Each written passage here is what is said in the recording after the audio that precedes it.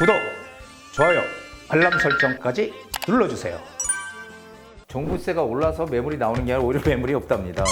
이게 생각이 좀 잘못된 생각 아닌가 싶어요. 제가 보기에는 이건 지금 진단 자체가 잘못됐다는 거예요. 진단이 뭡니까? 지금 정부의 진단은 다주택자들, 이 투기꾼들이 집값을 끌어올린다. 그래서 집값이 오른 거지 뭔 서울에 집이 부족하냐 이거잖아요. 지금 이게 책상에 앉아서 탁상공론으로 정책 만들어가지고는 안 된다는 겁니다.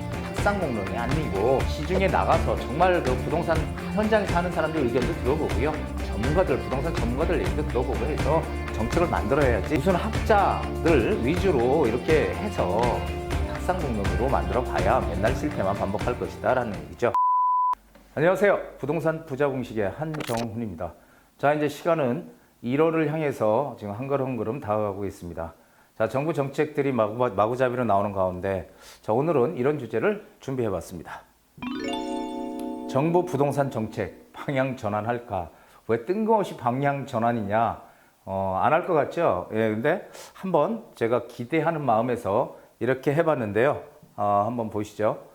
지금 그 종부세가 올라가면은 지난번 강의에서도 제가 말씀드렸지만 종부세가 부담이 돼서 시중에 매물이 많이 나올 것이다 이런 얘기들 많이 했잖아요. 그런데 여기 김현미 국토부 장관이 지난 10월 국정감사에서 부동산 규제 효과가 연말부터 나올 것이다. 가시화될 것이다. 이런 얘기를 했어요. 그래서 연말부터 이 규제가 나오지 않을까. 이렇게 이제 이 규제 효과가 나오지 않을까 생각했던 사람들이 지금 보니까 종부세가 올라서 매물이 나오는 게 아니라 오히려 매물이 없답니다. 그래서 이 빗나간 정부 계산, 양도세 폭탄 집값 상승 기대감으로 인해서 매물을 걷어들이고 있다. 이런 기사가 지금 나오고 있는 겁니다. 서울 아파트값 6년 연속 상승, 최장 기록을 경신했다. 이렇게 지금 나오고 있죠. 자, 왜 이런 현상이 일어날까요? 왜 정부의 그 생각과는 다른 현상들이 자꾸 일어날까요? 한번 보시자고요. 너무너무 간단합니다. 종부세 부담보다 이 양도세 부담이 훨씬 크다는 거예요. 양도세 부담이 훨씬 크다. 이거를 잘 보셔야 돼요. 양도세 부담. 이 양도세가 우리가 종부세를 가령 2천만 원 내는데 집값이 많이 올랐어. 그래서 양도세가 2억을 낸다 그러면은 2천만 원하고 2억하고는 10배잖아요. 그러니까 당연히 이 양도세 팔 때 세금 내는 부담이 월등히 크기 때문에 팔지 못하는 거예요, 지금. 그러니까 종부세 부담보다 양도세 부담이 훨씬 크다는 겁니다. 자, 이거 기사 나온 건데요. 서울 2주택 보유세 및 양도소득세 비교해가지고 나왔어요. 중요한 건 이겁니다. 2018년에는 1,188만 원 내던 게 지금 올해 종부세가 2,246만 원으로 2배 가까이, 2배 정도 상승했다는 거죠. 2배. 자, 그런데요. 근데 양도세는요. 얼마를 내야 되냐면 올해 2억 9,710만 원을 내야 된대요. 양도소득세를. 그러면은 이거 지금 2,246만 원을 내는 게 맞느냐? 아니면은 이 양도세를 이걸 낼까요? 이 정상적인 사람이라면 당연히 양도세 때문에 팔기 어렵잖아요. 너무 부담이 크니까. 당연히 저거는 내고서 버티겠죠. 이게 생각이 참 잘못된 생각 아닌가 싶어요. 제가 보기에는.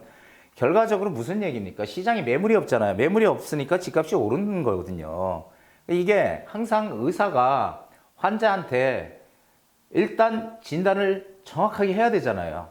진단을 정확히 해서 거기에 맞는 약을 주사도 놓고 약을 처방해야 되는데 이건 지금 진단 자체가 잘못됐다는 거예요. 진단이 뭡니까? 지금 정부의 진단은 다주택자들, 이 투기꾼들이 집값을 끌어올린다. 그래서 집값이 오른 거지 뭔 서울에 집이 부족하냐 이거잖아요 지금. 그런데 정말 그들의 말이 맞다면 서울의 집값이 왜 오르는 겁니까? 다주택자들이 그렇게 많아가지고 맨날 여기저기 집만 사러 다닙니까? 진단이 잘못됐다는 겁니다. 그러니까 처방전도 엉뚱하게 지금 나오고 있는 거예요. 처방전도. 자, 올바른 처방. 각종 규제 몽땅 풀어서요. 수요가 있는 것에 공급하면 됩니다. 수요가 있는데 공급을 하게 되면은 공급이 많아지면 가격은 자연스럽게 안정될 거예요. 왜 이렇게 쉬운 방법을 정부에서는 악착같이 안 쓰는 걸까요? 자, 그리고 이거 하기 싫어. 이거 왜 이렇게 규제 풀어서 공급을 늘려주면 이게 어때요? 지금 하고 있는 정책 방향에서 어긋나잖아요. 그러니까 이걸 바꿀 수 없어. 그렇다면 이거라도 차선책으로 하자는 거죠.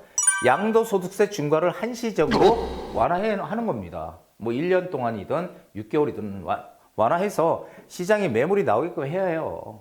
매물이 너무 없어요, 지금. 수요가 있는 곳에는 항상 공급을 해줘야 되는 거죠. 그래서 이게 안 되면은 이거 정체성이 안 맞는다. 아, 이거라도 차선책으로 한시적으로도 해야지 시장이 안정이 되지. 그렇지 않으면은 똑같은 계속 반복되는 그런 상황이 일어난다는 거죠. 이런 거와 현실이 다르기 때문에 그래요. 이게 책상에 앉아서 탁상공론으로 정책 만들어가지고는 안 된다는 겁니다. 탁상공론이 아니고 시중에 나가서 정말 그 부동산 현장에서 하는 사람들 의견도 들어보고요. 부동산 전문가들 얘기도 들어보고 해서 정책을 만들어야지 무슨 학자들 위주로 이렇게 해서 탁상공론으로 만들어 봐야 맨날 실패만 반복할 것이다 라는 얘기죠. 그리고 또 하나 드리고 싶은 거는 이 방향성을 예측할 수 있어야 돼요. 정부의 정책에 대한 방향성을 일반인들이 예측할 수 있어야 되는데 즉 일관성이 없다는 겁니다. 어느 날 갑자기 이렇게 했다가 또 이렇게 했다가 멋대로 그렇게 좌충우돌하는 그런 정책은 이게 시장에서 먹히지 않는다라는 얘기를 드리는 거죠. 집값이 오르는 이유 간단하죠. 수요 대비 공급이 부족하다. 아무리 공급이 부족하다 해도 지금 정부는 전문가들의 얘기를 그냥 흘려들어 버리죠. 터무니없는 소리 마라. 투기꾼들이 집값 올리는 거야. 이렇게 지금 하고 있는 거죠. 자, 서울의 유일한 공급이 재개발과 재건축밖에 없잖아요. 재개발, 재건축. 이 빈 땅이 없으니까 낡은 집 부숴서 새 집 짓는 방법밖에 없어요. 그런데 각종 규제로 발목 잡히니까 여기에 본래 새 아파트의 희소 가치가 어마어마하게 큰 데가 서울인데 거기에다가 또 지금 분양가 상한제 이런 거 한다고 해서 더더구나 이 새 아파트의 공급이 어렵게 만들어 놨으니 집값은 더더구나 오를 수밖에 없는 그런 지금 현실을 맞고 있다라는 거죠. 예. 정책 방향이 안 바뀐다면요. 제가 늘 얘기했지만 이 시장의 집값, 특히 서울의 집값 잡기는 불가능하다라는 겁니다. 우리 경험해보지 않았나요? 예전에. 자, 노무현 정부 때의 정책, 지금 현 정부의 정책. 자, 이 그래프를 한번 보세요. 이게 그래프가 지금 어떻게 돼 있어요? 떨어졌다, 올랐다, 떨어졌다가 올랐다. 계속 반복이죠. 대책이 나오면은 떨어졌다가 다시 상승했다가 또 대책 나오면 떨어졌다가 상승했다가. 자, 문재인 정부 때는 또 어떻습니까? 마찬가지죠. 6.19 대책 나오니까 하락했다가 또 좀 오르다가 파리 대책 나오면 떨어졌다. 또 올랐다. 계속 올랐다 내렸다 지금 반복하고 있잖아요. 이게 똑같아요. 위에 대책도 똑같아요. 지금. 그러면은 이 과거와 똑같은 정책이라면 우리가 과거의 역사를 공부해 보면은 지금 어떻게 진행될까 알 수 있지 않겠습니까? 물론 시대 상황은 조금 틀릴 수 있어요. 하지만 근본적인 건 같다는 거예요. 원리는. 그렇기 때문에 항상 과거가 중요합니다. 똑같죠? 결과도 똑같을 거예요. 투자자의 올바른 마인드. 자, 제가 늘 얘기하죠. 과거에 얼마 했다는 의미가 없다는 겁니다. 과거에 음마아파트 88년도에 8천만 원 갔다. 지금 20억이 넘어간다더라. 과거에 88년 8천만 원인데 지금 과거로만 갈 수 있다면 얼마나 좋겠어요. 가서 10채도 더 살 텐데. 10억이면은. 그런데 그 당시를 돌아보면 8천만 원이라는 돈은 어마어마하게 큰 돈이었거든요. 그때도 함부로 투자할 수 없는 돈이었습니다. 그때 사람들 인식은 어땠을까요? 아, 이제 다 올랐어. 다 올랐어. 이제는 더 오르기 어려워. 이런 생각이었어요. 똑같은. 자, 과거의 가격을 기억했다가는 아무것도 못합니다. 과거의 가격은 있고 앞으로 더 오를 수 있는 곳으로 우리는 들어가야 돼. 지금까지 오른 게 중요한 게 아니고 이렇게 올랐는데 여기서 더 오를 수 있는 지역으로 우리는 발길을 돌려야 된다는 겁니다. 그리고 늦었다고 생각할 때 빠른 때다. 이게 무슨 얘기예요? 항상 보시면은 그때 했어야 되는데 그때 못해서 이렇게 얘기하는 분들 많아. 제가 상담을 해보면. 근데 늦었다고 생각할 때가 가장 빠른 때입니다. 항상 누구나 최적의 시간에 들어가서 투자하는 사람은 없어요. 항상 지나보면은 그때 했어야 되는데 근데 시작해보니까 또 이익이 나. 부동산은 항상 오르막내리막을 반복을 하고 이익의 크기가 차이가 있을지 모르지만 항상 존재한다는 거죠. 재테크로서. 그래서 늦었다고 생각할 때가 빠른 때다라는 거고요.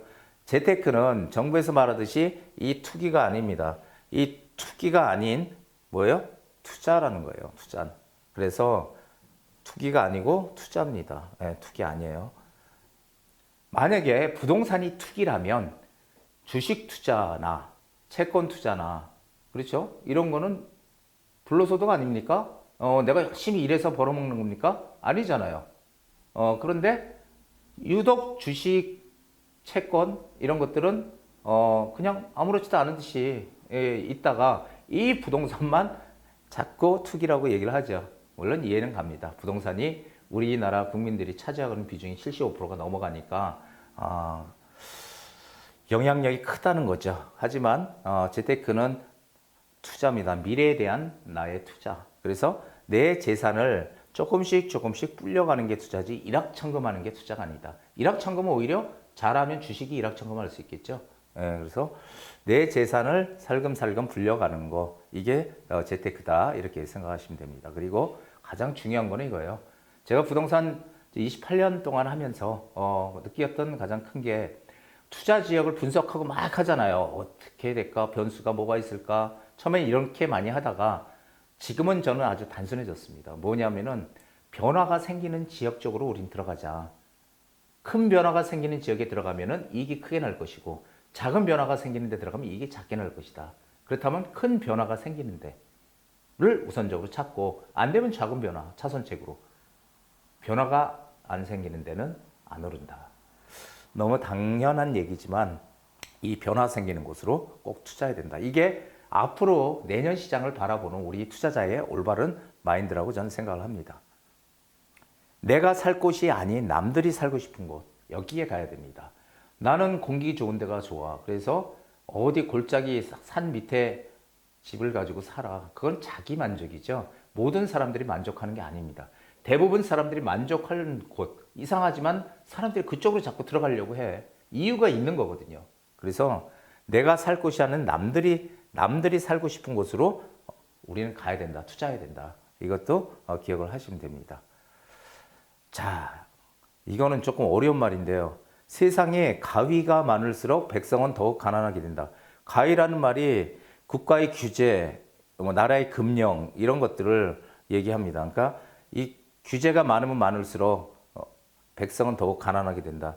규제가 반대로 얘기하면 규제가 작으면 작을수록 백성은 행복하게 되겠죠. 자, 오늘 강의 여기까지입니다. 제 강의가 마음에 조금이라도 드셨으면 좋아요 버튼 그리고 구독, 알람 설정까지 해주시면은 제가 강의하는데 상당히 도움이 되고요. 힘이 되겠습니다. 자, 오늘 여기까지입니다. 집을 사자 내 집에 살자